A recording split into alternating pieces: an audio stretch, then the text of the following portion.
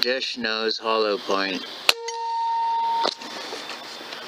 I haven't changed the scope settings for any of the projectiles on this Challenger. I'm just, like this one happens to be going a little left. Let's see. Oops. Shooter error, I bet. We'll see. These are unsized again. Oh, hole in hole. Shooter error. Hole in hole. It's actually a paint chip that blew off the bottom, not the impact mark.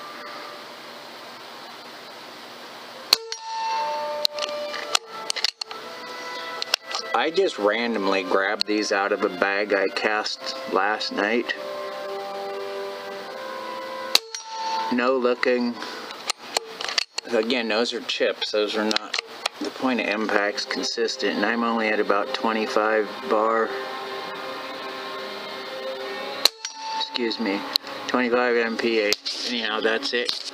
It's snowing out. It's probably, I don't know, like 26 degrees tonight.